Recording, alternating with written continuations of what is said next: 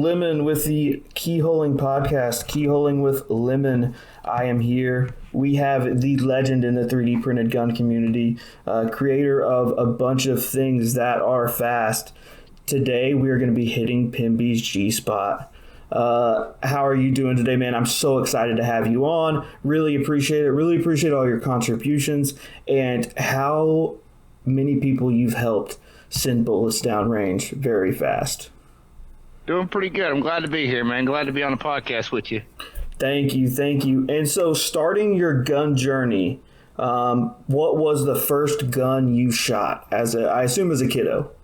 So back when I was probably around 8 or 9, my dad let me shoot, if I recall correctly, the style of firearm, because I was thinking about it earlier.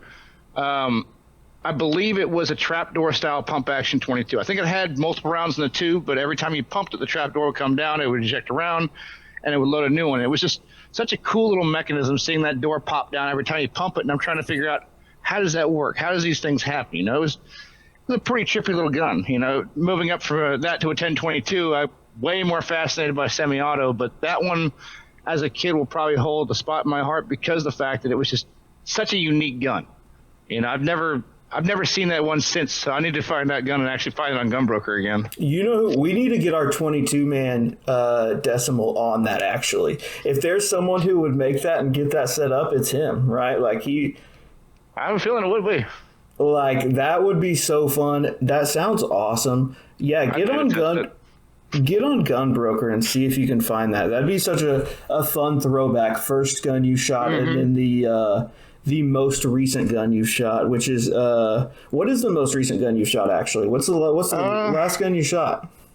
Last one I shot was the other day. It was the Nielsen piston suppressed gun.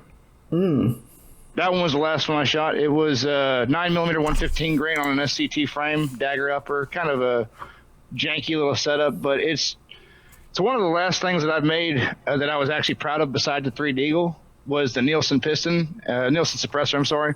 But it's the only suppressor besides PLA Boy's FTN4 Easy, and then the, the OSP9, I believe it is. They're like the only 3 right now that reliably cycle on Browning action style pistols.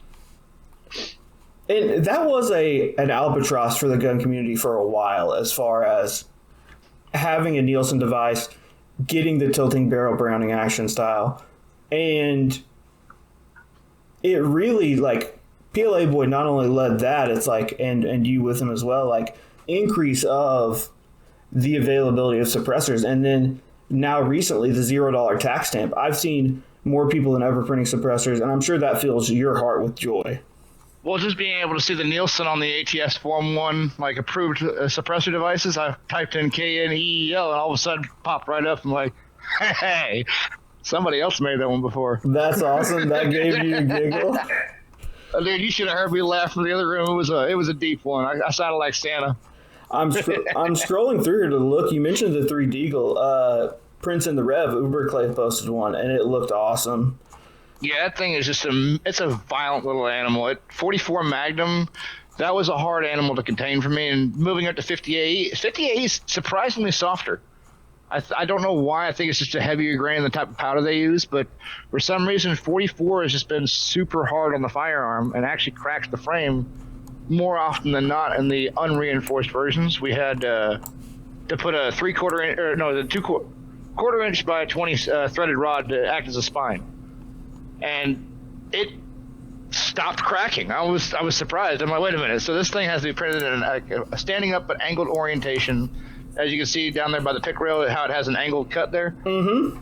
That cut is what it prints on both sides, and then you just shove a threaded rod through the center of it and tie it off. Interesting. But you said the 50 was softer than the 44.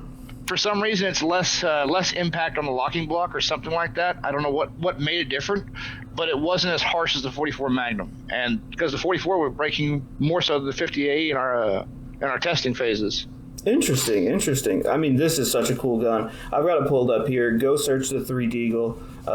Prince in the Rev posted a great high-quality image here. And it looks like a sick gun. It really is reminiscent of a Recession Ruger almost. You know what I mean? The shape and everything, really dig it. Super cool gun. Like, my buddy, he let me play with his 3 Deagle, you know? I'm sitting here fucking with it, and I was telling him I wanted to make a gun off of this, so he let me borrow his Desert Eagle. Fucking great friend, right? But I'm sitting there fidgeting with it, and I took the hammer of an AR-15 and I put it right down the slot behind it. I'm like, that fits. Oh, the light bulb physically went over your head. You should have seen my eyes light up. I'm like, all right. And I looked at the rails and I'm like, those are fucking thick. First thing that comes to my mind is that can go on a fucking pistol. It can go on a fucking, if it can go on a pistol, it can go on a carbine-like frame. The 3D Eagle was initially born. That's awesome. And for those that don't know, there was some FRT dabbling into this, right? Like, you did mess around with it. So I used the Anvil FRT. I had took one of the safety levers off of the side and used it as a trip point, like the old, they had a Recession Ruger video that it turned into an auto sear because it was pulling an auto sear tab and bumping the actual hammer and stuff. So it was, in theory, it would work. But in mine, what I did was I replaced it with an Anvil super safety mixture, and I put the lever on there that had kind of hangs off to the side, but far enough back that the receiver didn't get kicked off by it and cut it over. So it acted as a timing point and would allow it to not only reset, but pull the trigger, or allow you to pull the trigger again, It was just a perfectly timed system. And I was able to get about 5 to 6 rounds off at a time before the damn thing would malfunction, because 44 fucking Magnum, Desert Eagle. But just feeling this thing just rumble like a goddamn, man, it's hard to explain. It was just like holding a fucking engine in your hand. Literally holding a freight train? Just holding a fucking...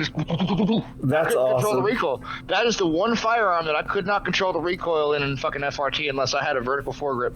That's crazy. That's crazy. That thing's intense. And being gas operated, you'll melt the front of that fucking frame too. Oh, for real? Yeah, that's where all the explosion happens, where it violently pushes the piston out. That has expanding gas right there at the bottom of that, at the front of the pistol. And what are parts kits looking like on these? Have you looked on Gunbroker to see what parts kits are looking like? The last one I saw, was a 50A. It was polished, had a ported barrel and everything for $650. That's really not bad at all. Thinking, it's a Desert Eagle, like half the prices of like the standard one. Yeah, exactly. And like print wise, like we're not talking about. If you can't see this right now, go look at it. This is going to be a visual episode, but it's really not like a ton. Like parts kit cost or building it out would not be that expensive. Like you are talking basically half the price of a Desert Eagle. Yeah, and then like the parts kits, you have to do some cut side plates that are a good wiggle reinforcement because it wants to twist on there, and then some various screws. And if you've got the parts kits, it's just an AR-15 hammer, trigger, spring set, safety. If you want a grip, it's there. I mean, it's a very cheap setup once you've got the actual firearm, or the parts kit. But after that, it's a great fucking gun. That's awesome. Other than being expensive to shoot as shit. No shit. I mean, but here's the thing: if people are looking around and find a beat up one, clean that boy up, like, and that because it's like if somebody finds a parts kit or a nuked one, like, yo, get it working and do this. This is so awesome. I want to see more of these, definitely. And so while this is really sick, something you do also, a few things you also focus on are you do diving. Some rescue diving, some flying. You have your pilot's license, right? Yes, sir. I'm not a pilot's license, it's a student pilot license at the moment. Okay. So why do you think it's so important to give your other hobbies room to flourish and like take a breath back from like CAD and working with guns sometimes? So for me, it's a way to let your body relax, rest. Your creativity is going to take a lot out of you. One of the things that I've noticed is if I do really heavy CAD, I'll actually have a form of stress throughout the time that I'm doing. I'm making great progress. Things are happening. I am getting somewhere. But in the pit of my stomach, I'll start having stress. You know, you get kind of sick or whatnot. After an entire day's binging of CAD, staring at a screen, you're gonna wear yourself down. It may not sound like it, because everybody's like, oh, physical works will wear you down. No, mental is extremely important for you. So take the time to do the things that you enjoy. So like, for instance, when flying, even while flying and diving, I still think of gun CAD ideas. I still think of creativity to work on and help the community and stuff like that while I'm doing the things that are helping me rest. But it's because I can take something and still physically see it while I'm underwater. Like, hey, I was looking at a pipe the other day, and the way that it was bent actually helped me with one of my projects. I needed to bend something a certain direction. That actually worked.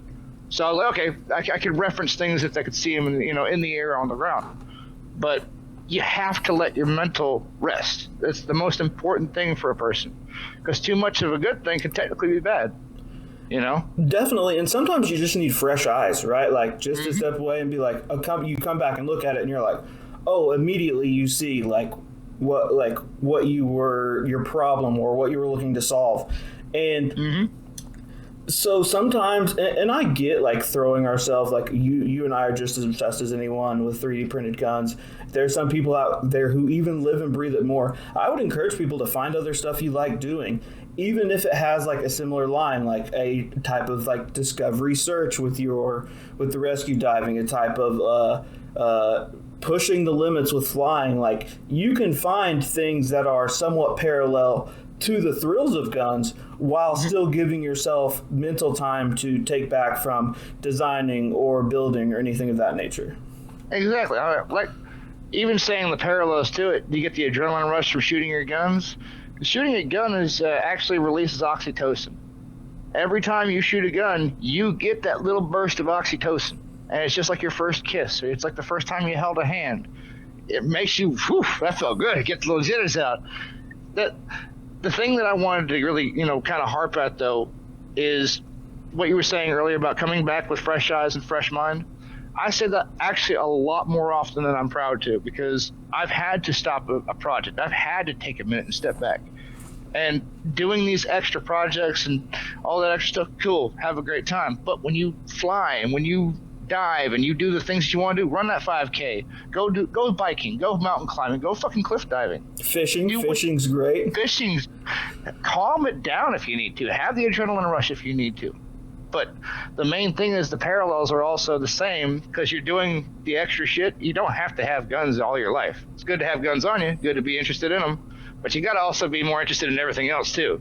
The variety of spice is what makes us human. No, definitely. And you talk about the creativity, like oftentimes when like making a graphic or working on promo for a release, I just will be stuck, and it's as simple as stepping away and doing something else, like going and cooking, going and just switching it up, doing even chores, even just switching it up somehow to remove your body physically from the space. You talk about still seeing it, and then I'm messing with the dishwasher or something, and an idea pops into my head. You're diving, and it really does help to remove yourself from the screen, like just move your body for sure. And I want to encourage people to do that, because also it's so cool seeing other people's stuff, right? Like I love seeing your diving and flying content.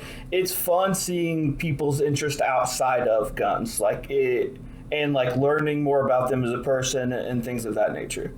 Exactly. Like one of the things too that was cool about diving and flying is it's a break and everything. It's just now you're investing your interest and you're investing your focus, and you're hyper fixated on a new thing. Being hyper fixated is so much fun because you learn so much about it. You dive in and you make that your personality. Hell, I've got a shirt that says Aquaholic on it. That's awesome. Just saying. My brother has a shirt that says "Be nice, I might be your pilot someday." I mean, it's great to have fun in other hobbies, man. It's especially with things that you think you might like. Try it. Yeah, worth a shot. There's no harm in trying, and just like as far as like 3D printing, like if you're vaguely interested in it, I've got a lot of messages from people being like, "Hey, I don't know much about it. Try it." Exactly. There's other stuff you can print. Printed a remote back recently. I lost the back of a remote, and it's a perfect, like, small stuff like that. Go 3D print, try it. These guns won't blow up in your hand unless you load it, put a crazy load in there. This one. But try it, like encourage, like, yeah, there's going to be some growing points and things of that nature, but it's such a fun hobby, and I encourage anyone to, especially if you're interested in building or being artistic, being creative. We need as many people doing this as we can get, and so please, I encourage people, and Pembie loves this as well. Go remix someone's stuff. If you remix a dev stuff, tag the dev. If you build a dev, Pembie loves, and I'll speak for other devs as well, seeing someone post that they built, they're using something he designed, like loves it. When I tell you, I'm sitting here back rubbing my nipples, just having the best time of my life. Because I see my design on screen, I'm like, that wasn't me. Somebody looked my shit up, specifically took the time to print my shit, followed the directions, and got a perfect result. I'll tell you, it's one of the most completed feelings in the world. You'll walk back, you're like, this is what it's about. And it's not to gloat. It's not to feel, brag or feel good about yourself. It's just, that's just a natural feeling. You just get hit with a wave of, oh, that's cool. And I'll share people's work. When they post my shit and they're like, Pembie shit, I'll reshare it. Like the 3D go, I'll fucking repost that because it's fucking cool. No, absolutely. And it is so, to see people posting my graphics or things of that nature, it's so rewarding also to just be sharing with the community, knowing someone's enjoying it. It fills you with so much warmth, and it's like, if you have an idea for something, go make it. Other people will be interested. I think one of the cool things about 3D printing too is it allows you to problem solve. That's what I get the most off of out of it, is being able to solve a problem that earlier, like I was saying, it could be a potential or it could benefit from it. I think I get my kicks off more from something that could be solved. Like if there's an actual problem that's plaguing the issue and you can fix it, fucking cool. More power to you. Oh, absolutely. And we talked kind of about the Browning tilting barrel problem. Like that was, designers were working on that for a long ass time and finding a way to get a Nielsen device in. And you talked about how rewarding that was, being able to contribute to getting that, like pushing that forward. And that's another point I want to bring up too, is you don't have to do everything yourself. Everyone has support systems. Everyone has people cheering them on, helping. There's so much good energy your way when you say, hey, I'm building something. People will offer to help you out. There's going to be people that have tried it before. Like there is a support structure around you in the 3D2A community. Mm-hmm. And it is. And you know about that personally, obviously getting to work closely with your brother. Like how rewarding is that to be able to work closely with him? So we butt heads a lot. We don't see eye to eye very much. But we do see eye to eye. He does come up with some really good ideas. He'll come in here and he'll be like, hey man, I got an idea. And sometimes it can be implemented. Sometimes I'll be like, probably not. And I'll try it. Maybe it doesn't work. No big deal. But there's a good potential that oftentimes he'll come in with some really good, advice, and he solves some of the issues for me. So my brother's very detrimental when it comes to doing this CAD stuff and the business stuff. He's definitely, put his share of work in there.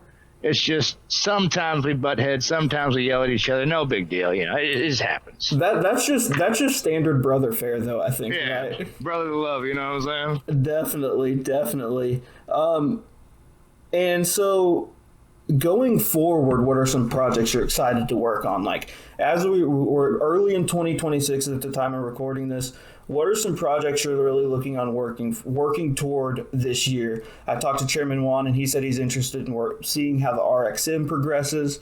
We've already got some action on that. We've got some, the Renegade looks awesome. What are you interested in working on this year, and what are you interested in seeing progress?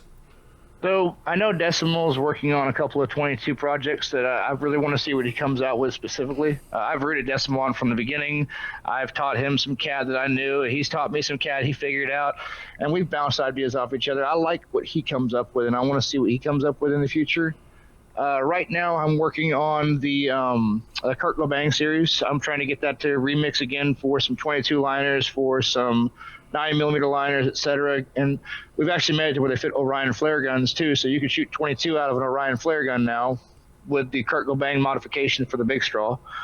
I want to get that one a little more dialed in before a full package release for the Kurt Lobang, but I'm going to be working on some Nielsen stuff and potentially another Mac build. I think there's enough Mac builds out there, but I've got one more idea in mind I think everybody's going to enjoy. We'll see what that does. Other than that, I really don't have anything, offhand that's extremely pointed out or something like that. But if anybody comes up with anything, I want to see it. I absolutely love seeing progress on anything. Doesn't matter what it is. It makes me feel happy to see people actually doing something they enjoy. Definitely. You talk about the Mac builds though, but I understand there is so many, and this has been brought up to me by multiple people. My just simple pushback is it's a name that people recognize, and it's like under $300 if you have like you know what I'm saying. So it's like, Yeah. if someone's getting into 3D printed guns and they see like, oh, I can print a Mac 11, and it's like, oh, I know that gun from the TV. You know what I mean? So it's like they can see like, and even the Big Mac. Woe Shut It Down, Rights of Refusal. We're gonna have him on, and he posted a Big Mac that looks awesome. And so there have been so many, it's kind of got to the Glock remix point. I still love seeing them because I think beginners love that so much and love having as many options as they can. I don't see it as the Glock remix position where everybody remixing the same frame and just using this textures and stipples and stuff like that. I see it differently as if they took it and made a unique design. So the way I did the Mikado back when I posted a bunch of videos of it and photos of it, I basically taken an inversion. I went to CAD. I took an actual file that I know had a working fire control group. I took that fire control group, made an inverted file of that, put it in my own cutout, and I started working from the body outside of that, being the Mac Daddy as my precursor of an idea. So I saw the Mac Daddy in my head, but I didn't use the Mac Daddy as a file remix. Mm-hmm. So everything was basically organic down to the fire control group pocket being the only thing that wasn't organic. So, I mean... Yeah, give and take. I totally get what you're saying with that for sure. I just like seeing the amount out there. Like the DB Alloy, I've been seeing a ton of those. Very cool, futuristic looking gun. And moving forward, if someone wants to make a Mac remix, go ahead and do it. I'm excited to see what you come up with because you're always throwing the craziest stuff together, and I love seeing what is going on in your mind up there, man.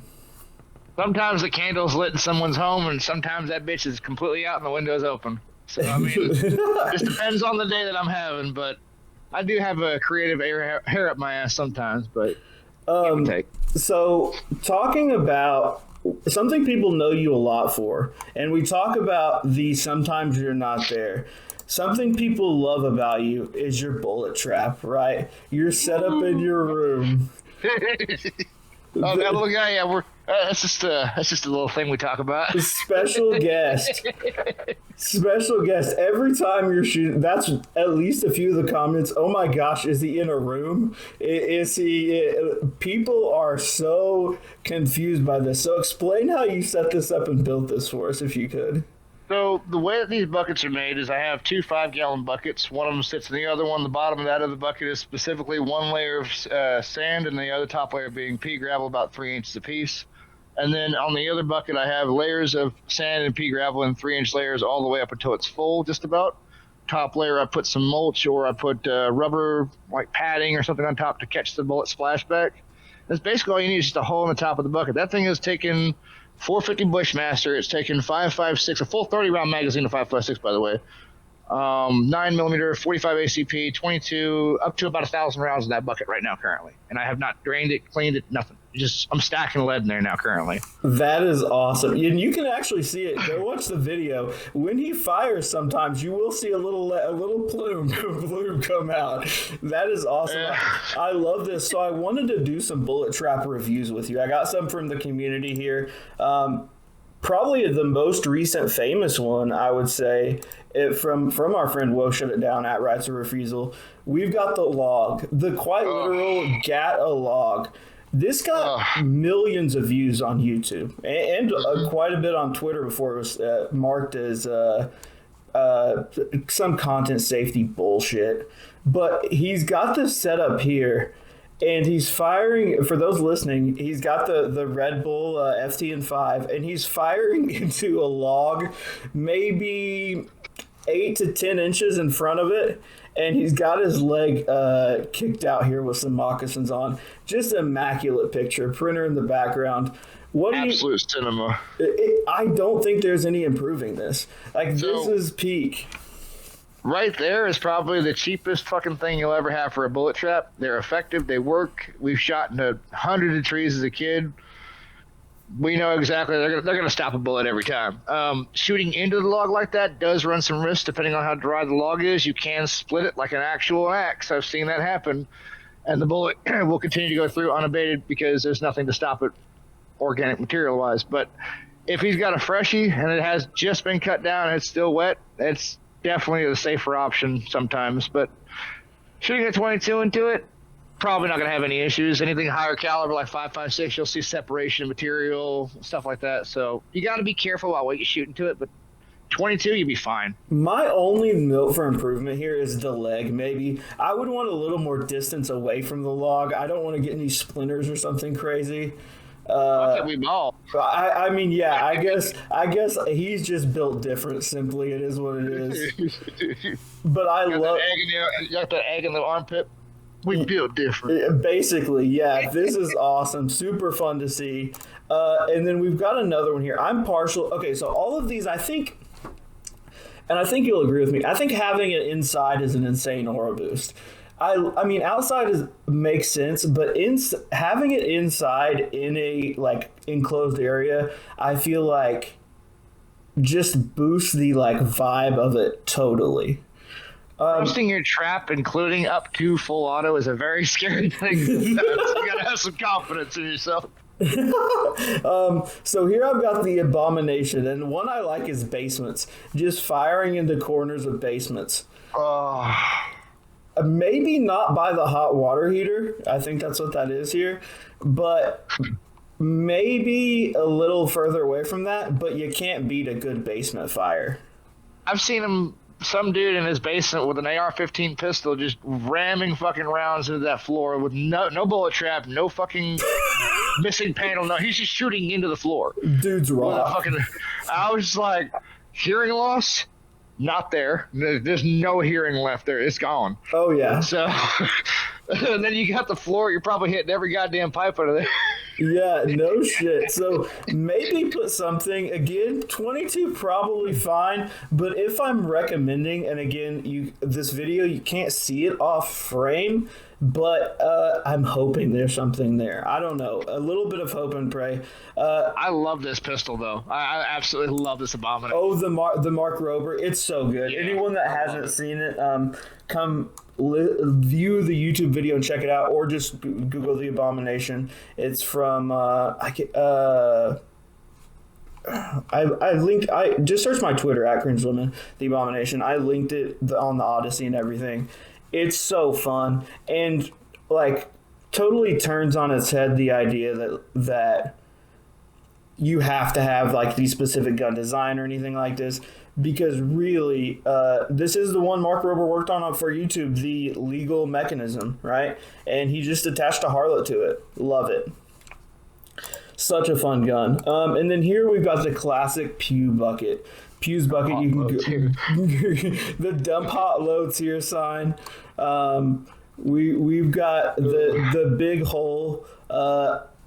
There's instructions on the Control Pew website, as well as like the free getting started guide. There's instructions to build this for yourself. It's very similar to Pembie's build. I think it's like rubber pellets or something, but it's basically this mulch and shit. Basically the same concept, right? Like layer shit and then shoot into it. Sometimes I've seen them put concrete at the bottom of it and kind of get enough of a concrete barrier to where the bullet does happen to pass through all the material. It'll splatter the concrete. And I don't know if concrete's the best idea or even AR-500 steel, because I've heard people even say, I put a plate of AR-500 steel. I'm like, you stand next to that thing? I would not do that. I'm a small Good luck. Yeah, like that's... And here's the thing: if Pembie and I are saying that's sketchy, you do not understand how sketchy that is, because we're pretty sketchy guys. Like, we'll do some sketchy stuff, but do not put a steel plate at the bottom for the love of God, please don't. Speaking of sketchy stuff, me and my brother used to get drunk with a bow and arrow, and we would stand on top of the target, and we would see how drunk the other person would get before we had to call it. And on the last one, my brother had pulled back the arrow and started doing this shit with the bow. When he let that motherfucker fly, it was like, all right, there, and let that fucker fly. And I felt my foot move up about maybe a few millimeters. I looked down, and right where my big toe and my little toe meet, that arrow had hit the bottom of that fucking or the very top of that target, and just the last few layers pushed my foot up. Oh my gosh. I was like, I almost went to the fucking doctor with a toe in my arrow. Yeah, no doubt. I bet your blood was pumping. I was like, we're done. We're done. Yeah, that is the maximum amount of drunk for sure. You win. I yield. And I've got another one from Instagram here. Last one from Jolly Wally. The Glory Hole. Great name. And I want to bring this up to Control PC. I like the writing. So maybe we could get rights or refusal to write on the log a little. Do you have anything written on the bullet shell? No, it's just gaping open now because of how many times I've shoved the barrel into it. I like the gaper. Yeah, I think that's a good name. But we got the glory hole here. We've got it filled with some we've got it filled with some insulation. I was unable to save the video, but the lid kept popping up. So every time you shot it. So I would say maybe I talked about with him, maybe a screw lid of some type, maybe a bigger bucket. Tape that bitch down. Tape that bitch down. That might be the move. Taping the glory hole open might be the move. But thank you, Jolly Wally, for sending this in. He's like, will he like this? I said, Pembie will love this. He will love to see this. The fact that it looks like it's an actual fucking pocket pussy in there. The look of it, like the more you zoom in, the sketchier it gets somehow. It's incredible. I see a bunch of shoes around too. I'm wondering how many of those guys are waiting to use the glory hole. Yeah. That is a great point because the amount of people waiting around it does provide ambiance and give a real glory hole feel. Yeah, everybody's waiting to get that off. Man. Everybody's waiting to blow their load into the glory hole bucket here. Oh, that's too much. Last, we'll finish up. I promised you, and I wanted to edge you. We're going to talk about Pembie's GSPOT. So you actually spotted this, right? You were scrolling Facebook, and you spotted this on your GSPOT on an evidence table. So I'm in a bunch of Hoffman tactical FRT groups, super safety, stuff like that. And basically what I do is I do a lot of sales advertisements in them, and a lot of experience help and stuff. And a lot of people post a lot of shit like this. They'll post, evidence tables. And I'm looking at the evidence table. I see the machine gun charge and juvenile in possession. I'm like, that trigger's flat and kind of shiny because it kind of has the same glimmer as the OEM Glock glass-filled nylon. And I'm like, let me zoom in on that real quick. And sure as shit, it looks like a flat face printed on the proper side. Had it been on the other side and flipped over, I probably would have noticed it.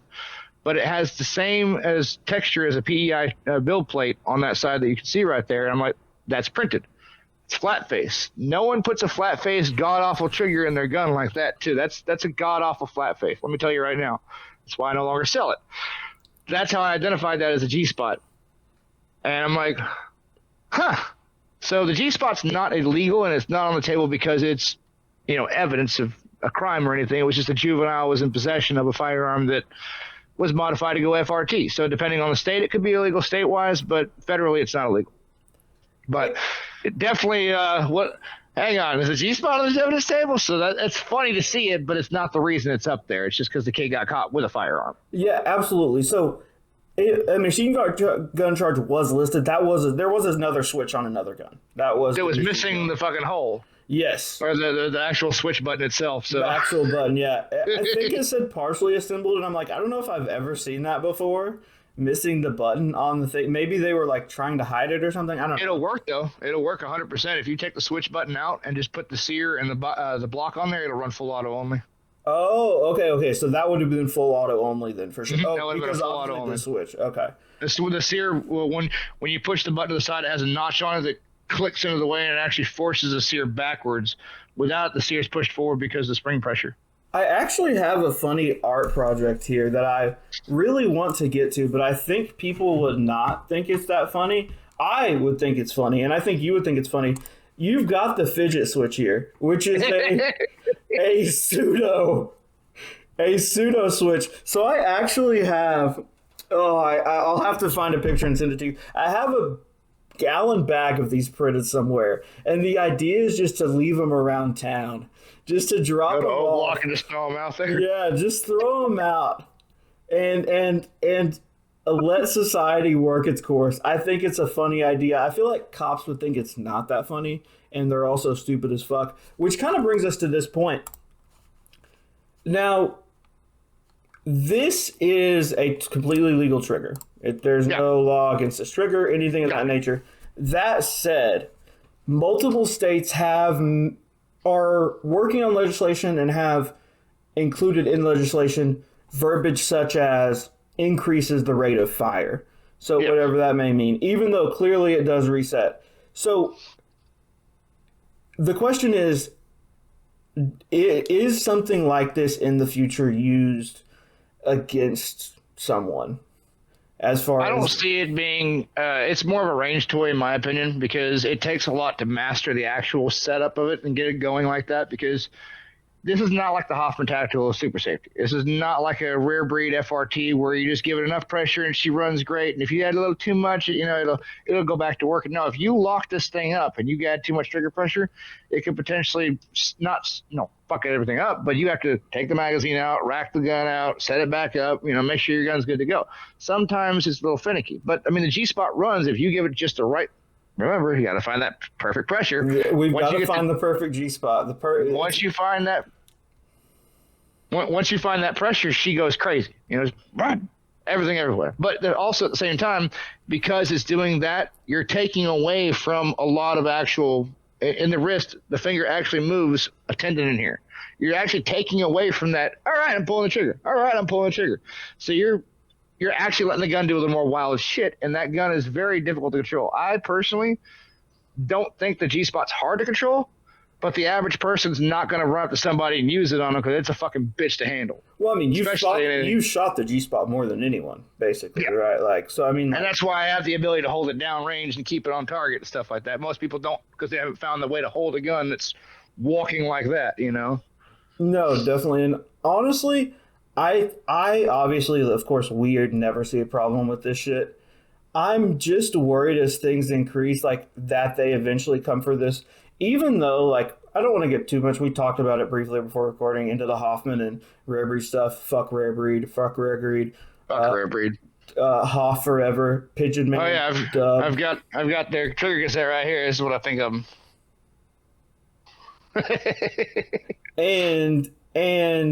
But that doesn't. None of that situation touches on this, right? Touches on pistol FRTs.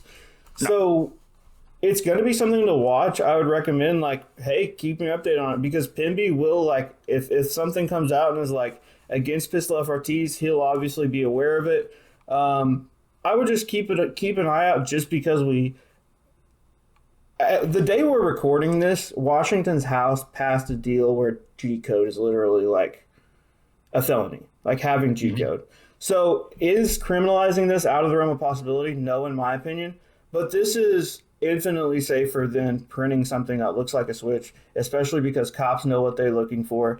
Even if we get to the point where this isn't quote unquote legal, I'm not sure cops will be able to tell the difference. Like, we can tell the difference because we know what the texturing of the PEI bed looks like and the shape of it. But, like, cops are kind of fucking stupid. Exactly. And this is also safer, like you're saying, other than printing a switch, because printing a switch, obviously, without an SOT license, without the proper paperwork and the proper channels to go through, is highly illegal, up to 10 years in jail. We all know printing a switch equals finger in the booty hole in jail. It's not a fun time. But we also all want to scratch that itch. So Fidget Switch was born to scratch that clicky itch, so you have something on the back of the gun that looks funny. And you can scare your favorite range FUD. Or you can run the G-Spot and actually shoot fast while not breaking the law. The gun's going to jump. The fucking trigger's going to hit your finger like a motherfucker. But at the same time, you're not going to go to jail because you didn't break any laws. You're firing a gun with 1 round per trigger pull. Absolutely. And not even towing the line, really. Like, if you've posted multiple close-up videos that